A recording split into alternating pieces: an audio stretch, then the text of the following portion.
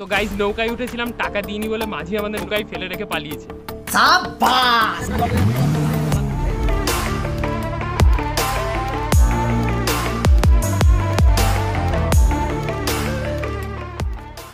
অনেকদিন পর কিন্তু আবার এইভাবে আমি ভ্লগ করছি। আর তোমরা ভাবছো যে আমি এতদিন পর ভ্লগ করছি, তাও কোথায় আছি এখন রয়েছে আমি আমাদের গ্রামের গঙ্গায়। তো গাইজ এখন যাচ্ছি আমি আমার গ্রামের বাড়িতে। আর দুদিন আগে আমাদের গ্রামের অবস্থা ঠিক এরকম ছিল। তো চলো আজকে যাবো আর তোমাদের দেখাবো বন্যার ফলে গ্রামের কতটা ক্ষয়ক্ষতি হয়েছে। আর এখন আমি যে জায়গাটায় দাঁড়িয়ে রয়েছি, আগের দিন এই জায়গাটা দিয়ে ঠিক এইভাবে জল বইছিল, যার কারণে দেখতে পাচ্ছ রাস্তার পাথরগুলো উঠে পুরো রাস্তাটা নষ্ট হয়ে গেছে। আর এই বন্যার কারণে অনেক চাষের জমিও নষ্ট হয়েছে, বিশেষ করে অনেক ধানের জমি নষ্ট হয়ে গেছে। তো আমি ভেবেছিলাম আজকেও হয়তো রাস্তায় কিছুটা জল আছে, কিন্তু একটু এগোনোর পরে দেখলাম ভাটায় সব জলই নেমে গেছে। আর বন্যার ফলে রাস্তার অবস্থা যেহেতু খুবই খারাপ, তাই এখন আমাকে অনেকটা পথ হেঁটেই যেতে হবে।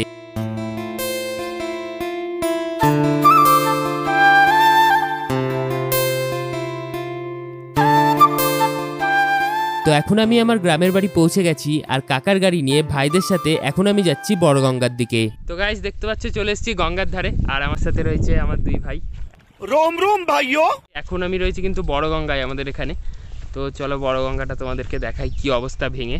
দেখতে পাচ্ছ কি পরিস্থিতি সামনের, একেবারে ভয়ানক পরিস্থিতি কিন্তু এখানে।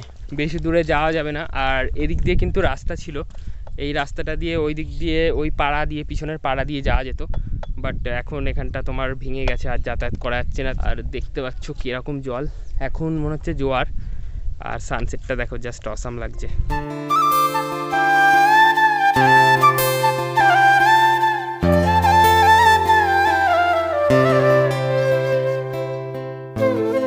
ওই যে পিছনে রাস্তাটা দেখতে পাচ্ছ, ওটা লটকে গিয়ে পটকে গেছে, ওখান দিয়ে আর যাওয়ার কিন্তু কোনো উপায় নেই। আসলে কি বলতো, আমার ব্লগ মানে এন্টারটেনমেন্ট, সীমানো ব্লগ আমি করতে পারি না। তো যাই হোক, এখন চড়ার বাড়িতে যাব, ওখানে নৌকা দেখি চড়তে পারিনি। অর্পণ ভাই চড়াবি নৌকা? চালাতে পারিস? নৌকা চালাতে পারে না, এদিকে বলে চড়াবে। আচ্ছা, এখানে জল উঠেছিল গঙ্গার থেকে? না ওঠেনি, ওঠেনি। গঙ্গার জলই তো নেমে ওই দিক দিয়ে যাচ্ছে, ওই সামনে ওই যে ওইখানে না, ওই জায়গাটা, হ্যাঁ ওইখানটা একটা ভাঙা আছে, ওখান দিয়ে মেন জলটা আসলে বেরোচ্ছে এতদিন ধরে। এই কচুরি পানাগুলো এখানে তখন দিয়ে পাক খাচ্ছে। বেশিক্ষণ এখানে দাঁড়ানো যাবে না ভাই।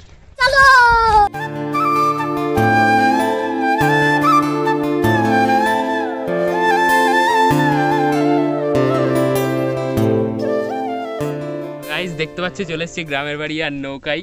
আর এই যে ভাই চালাচ্ছে, লাস্ট ভাইয়ের বাবা মানে আমার কাকা চড়িয়েছিল আমাকে নৌকা ছোটবেলায়, আর এতগুলো বছর পরে আবার ভাই চড়াচ্ছে। মানে 2010 সালে যখন বন্যা হয়েছিল তখন লাস্ট আমি নৌকা চড়েছিলাম, আর এই এতদিন পরে আবার নৌকা চড়ছি। কোথায় আমাদের বাড়ি আর আমরা কোথায় চলে এসেছি। এখন নৌকায় উঠার পর ভাই বলছে ওর নাকি অভ্যাস নেই চালানোর নৌকা। এটা শুনে ভয় পাবো নাকি কি করবো বুঝতে পারছি না।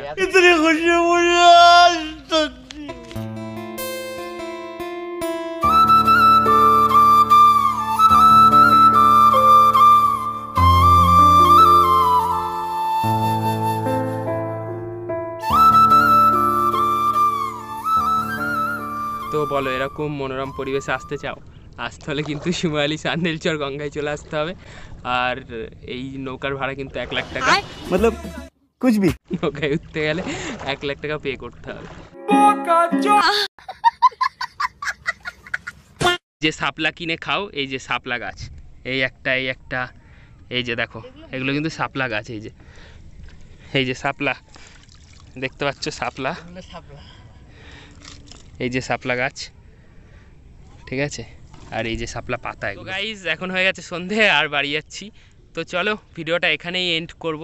আর কি করতে হবে জানো, এই চ্যানেলটা সাবস্ক্রাইব করে দিতে হবে। এত সুন্দর সুন্দর ব্লগ নিয়ে আসছি তোমাদের জন্য অনেক কষ্ট করে, আর এরকমভাবে হাসি মজা করতে থাকবো প্রত্যেকটা ব্লগে। আর আজকে বিক্রম ভাই কিন্তু অনেক কষ্ট করেছে আমার জন্য, ওর জন্য কিন্তু একটা লাইক করে দিও তোমরা সবাই, বেচারা অনেক খেটেছে আমার জন্য। আর চলো এখন বাড়ি যাবো, আবারও তোমাদের সাথে দেখা হবে একটা নতুন ব্লগে বা মিনি ব্লগে। আর মিনি ব্লগগুলোও তোমরা চেক আউট করতে পারো, আমার চ্যানেলে রয়েছে। তো চলো টাটা, বাই।